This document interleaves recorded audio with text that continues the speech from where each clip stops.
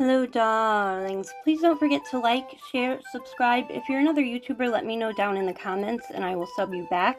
Now stay safe, get your boosters, and here's the video. Hello darlings, it's Brandy here. Today we are going to create some beautiful ice ombre nails with some glow-in-the-dark snowflake stickers, of course from our website. Here they are, the stickers. They are very thin, so please keep that in mind if you decide to order. They can be a little finicky, but the effect is totally worth it. We are going to have a Black Friday sale, and I just have to crunch some numbers to make sure, but it's pretty much going to be, I hope, a site-wide sale. As of now, as I'm looking at things, the only things that will not be on sale will be the kawaii boxes, because those have been marked down already so much that if I tried to mark them down any longer, I would lose. So, yeah, I'm really excited though. I'm so excited, and you guys should be too. I know it's 11/11 with Aliexpress and all that, but save your pennies, ladies, because it is going to be worth it. And gentlemen, not just ladies, of course. I want to give a shout out to one of my girls, Miss Josie May Manny's on Instagram. If you're not following her, please go follow her. Give her some likes. She's really pumping out some cute nails and, of course, using some of the products that she has purchased from me. But the way that she creates the nails, this is what I love about nail art. 10 people can buy the same products, but each person will do a different set of nails with those same products. So that's what makes nail art, right? So yes, please go check her out. She is awesome, and I'm so happy to have her as a friend. Without further ado, let's get on to the video. These are so fly, but they're so easy to do. Now, I tried a few different polishes to put under the tips of the nails. I tried base coat, I tried silver polish, and I was going to do regular hard gel or builder in a bottle, but I liked the way that the base coat worked, so I was pretty happy with it.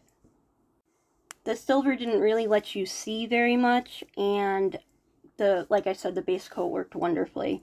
So what I did is I took some saran wrap right from the kitchen, cling wrap, whatever generic you want to call it, and you put a decent layer of base coat down there.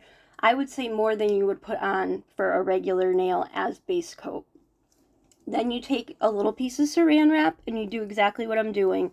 You just take the toothpick or a brush or a dotting tool, whatever, and mush it up until it looks like, it'll look like cracked ice, right?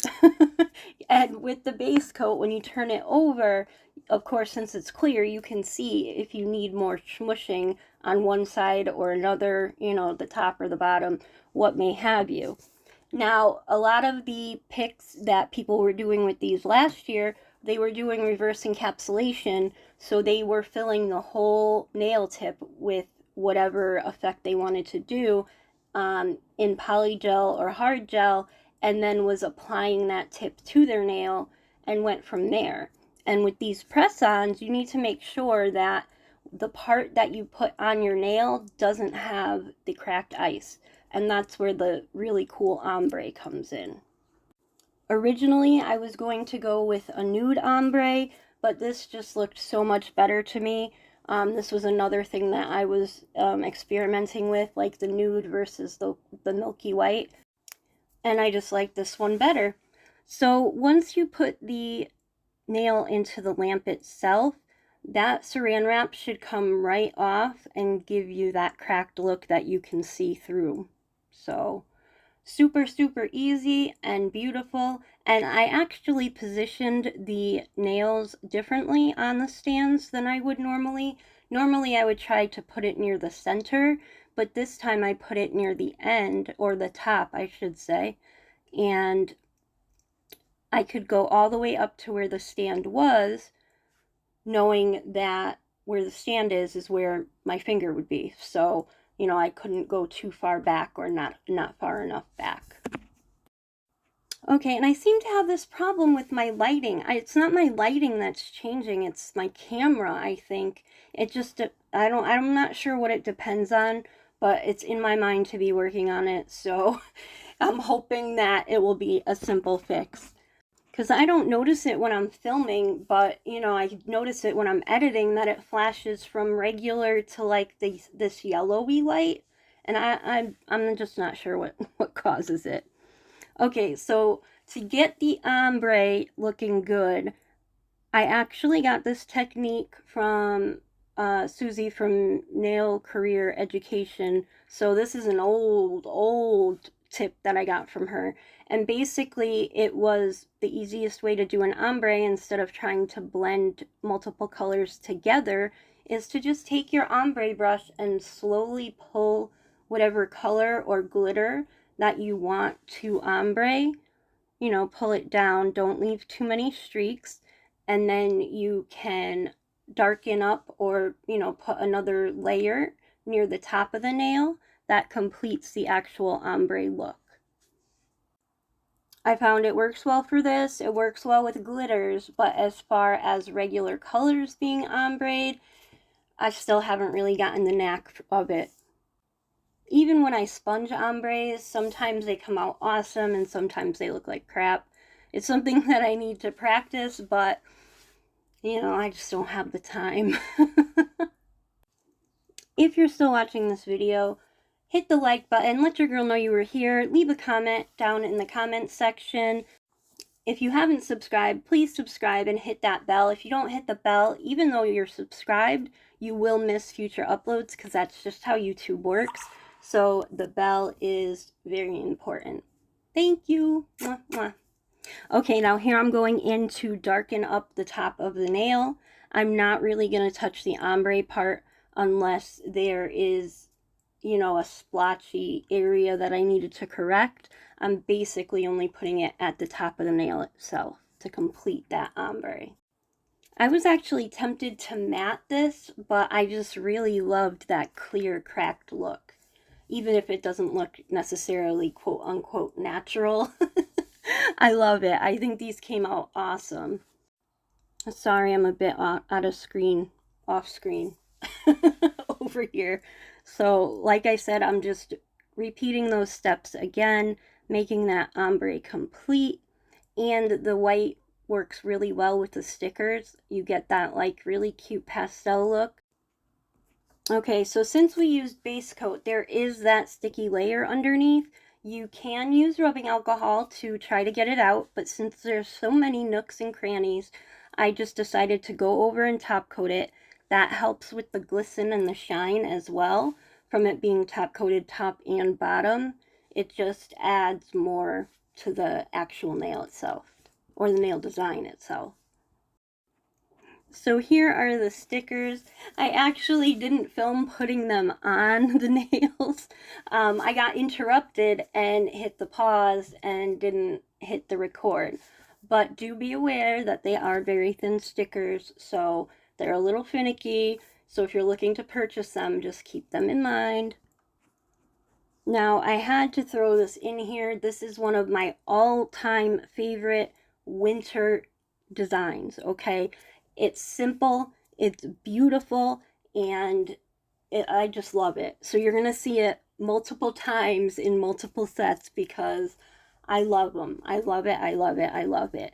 Now, I'm not using regular gel polish here. I'm using a 3D paint pot, which is very, very thick. It's made for textured designs, you know, to get that 3D bump on it. Because a lot of times when I'm trying to draw freehand, it takes me forever and a day, and if you use regular polish, or regular gel polish, I should say, it wants to level out, and we don't need that happening on most of the designs. So what you do is you take your nail and you outline it, whether you want to do the whole nail or like a French. I have another set coming out with a French with these, you'll see. Love it, love it, love it, love it. But anyways, so I'm using my Beetles liner brush. So, you know, it's a medium thickness liner brush. And then I take my super, super fine one hair. It's not literally one hair, but it's the thinnest liner brushes that I could find on Aliexpress for a decent price, and believe me, it works wonders. It works wonders. So what I'm doing is I'm pulling some of the paint from the outline. I'm adding a little bit more in spots because I didn't want the outline to be too thick, but you need to have those individual hairs of the quote-unquote frost showing, because that's what makes the design. Now this is sped up, of course, so it does take a while to get the effect, but once you get into it, I mean, you can get it done pretty quickly.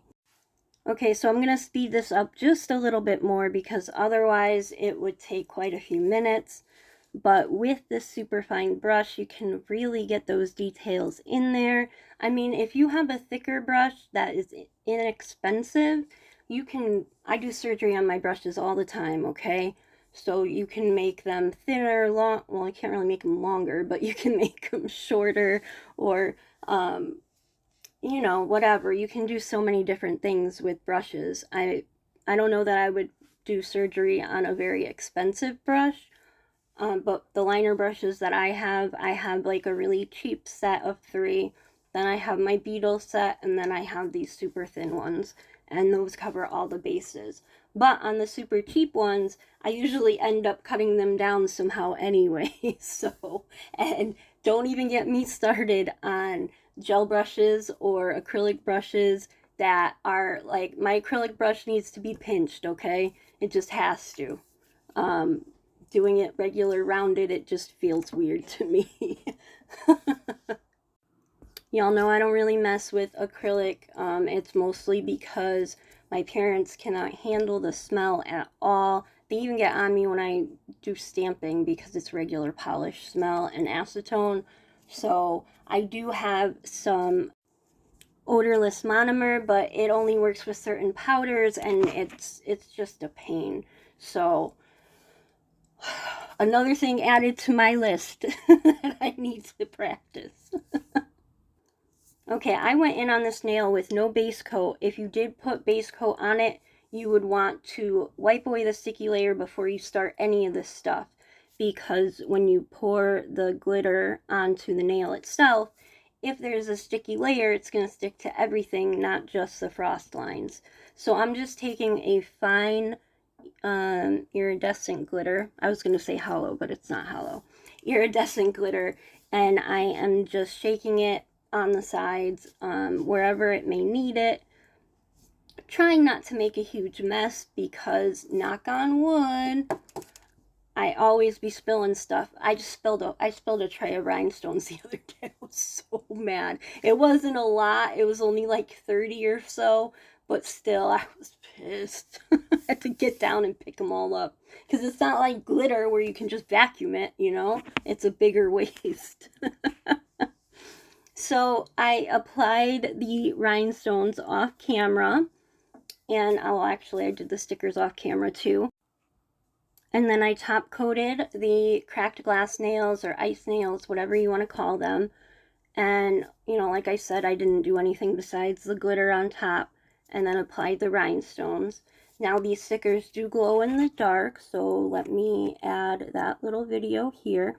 Oh, I did put a little shimmer over the white before I put the stickers on, because the plain white was nice, but, you know, I gotta have more sparkle and bling and stuff, you know? So I had to add that shimmer on top.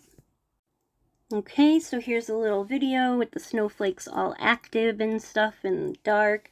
They do glow very, very nicely, but like I said, they are a little finicky. And here's a look at the finished product. Just shimmering and sparkling and all that good stuff.